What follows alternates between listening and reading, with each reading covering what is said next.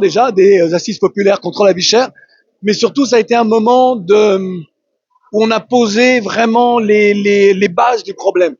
Il y a eu ce que certains pourraient qualifier de militantisme, c'est pas ça, mais il fallait que l'on comprenne comment s'était organisée la colère. Il fallait que l'on comprenne également comment d'autres mouvements se sont créés, ont fait entendre leur voix, en tout cas les femmes et les hommes qui l'animaient, et comment tout cela n'a été encore une fois que on nous a roulé dans la farine, pour reprendre une expression très française, bien française, c'est-à-dire que les mesures prises, et je pense à 2009 aux 137 mesures contre justement contre la profitation, ces 137 mesures n'ont pas été appliquées, et on voit bien aujourd'hui qu'entre 2009, on pourrait parler de 2017 en Guyane, mais 2024 ici en Martinique, on voit bien que le rapport était totalement différent, c'est-à-dire au lieu que l'État français écoute, entende la société civile, eh bien, elle a décidé de criminaliser l'action de la société civile.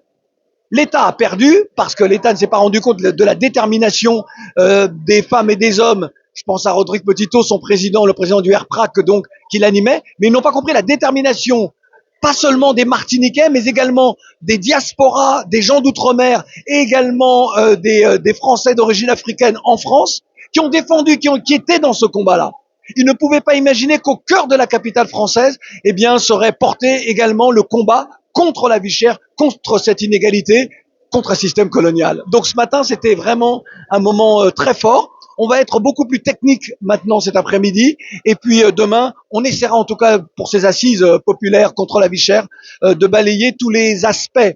On ne réglera pas tout, mais en tout cas, on créera un rapport de force nouveau et surtout, c'est une organisation, c'est une solidarité plus forte, encore plus solide encore qui s'organise là.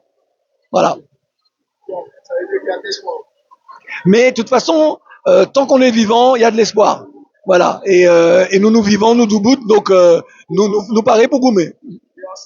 Tu as justement des parlementaires qui disaient que le fait qu'on ait commencé à travailler ensemble, c'est déjà ça. Mais dès le début, c'est ce que je disais également dans mon introduction, c'est-à-dire que l'histoire s'est créée au présent et que cette séquence est déjà historique.